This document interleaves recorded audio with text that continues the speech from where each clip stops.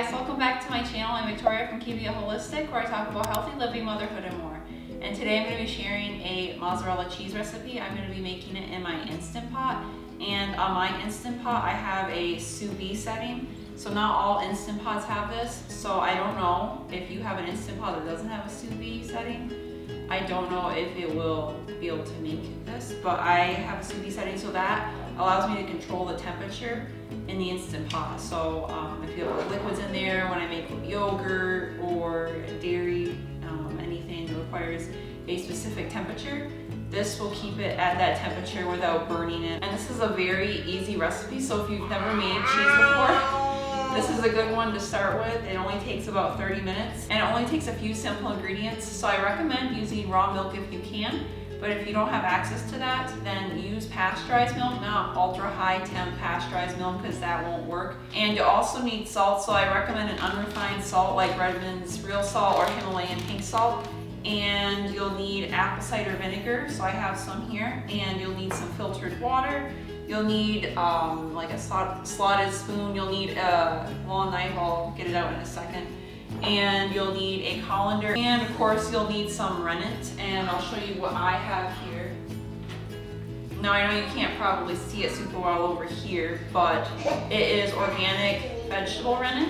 And it says 1/4 of a teaspoon. So that's about 2 gallons of milk. I got this from the New England Cheese Making Supply Company. So I'll have a link for it down in the description box. To get started, you're gonna mix a 1/2 cup of apple cider vinegar into 2 cups of filtered water. And if you use white vinegar, you're gonna definitely wanna use less than a 1/2 cup. I haven't tested it myself, but I would say start with a 1/4 of a cup and then add a little bit more as needed. Then you're gonna take ice cold milk straight out of the fridge, pour it in the pot, and then slowly add in the apple cider vinegar while stirring.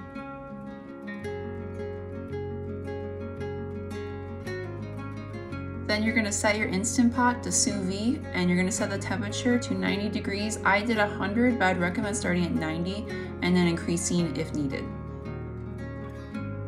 So while the pot's warming up, I went ahead and mixed my rennet with filtered water. So I used a 1/4 of a teaspoon of vegetable rennet and mixed it in a 1/4 cup of water. Once the Instant Pot is warmed up, you're slowly gonna pour that rennet and water mixture into your milk, and you're gonna stir it for about 15 to 30 seconds, and then you'll notice the texture of the milk change. Once it does that, put the lid on, put the knob into the venting position, and let it sit for about 15 to 30 minutes. So you'll know your curds are ready when they make a clean break, and that is when the curd clearly separates from the whey. You should not see any milky stuff in the whey. And when they're ready, you're gonna cut them into a grid-like pattern, and you want each curd to be about 1 inch thick. So let the curds sit for about 5 minutes or so, and then you're gonna scoop them out using a slotted spoon, and you're gonna put them into a colander, and then use a spoon or clean hands to press out more whey. And make sure to save the whey, because you can use it for other recipes such as smoothies, or you can use it in broth. It's very versatile. You can use it for ferment. So make sure to save that in the refrigerator or the freezer if you're not going to use it in the next couple weeks. Next, you're going to fill the Instant Pot halfway with filtered water, and you're again going to press the sous vide button and adjust the temperature to 170 degrees. Once it's warmed up, you're going to put the curds into the hot water and let them sit for 3 to 5 minutes. Now you're going to remove the curds from the hot water, and I would recommend using rubber gloves because it's going to make it easier to handle the hot curd. And you can add salt if you want. And then you're going to go ahead and stretch and fold the cheese as you would if you were stretching and folding dough. And before it completely cools down, you'll want to form it into a ball. But if you need more time, go ahead and put it back in the hot water to make it more stretchy. Then once you're ready, place the mozzarella ball into an ice bath to cool it down quickly.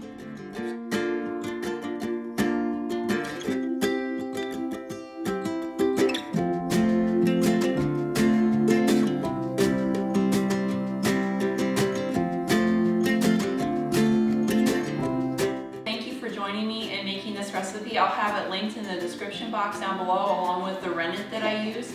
And it seems like Teddy is getting a little bit tired, so I'm gonna put him down for a nap in a second.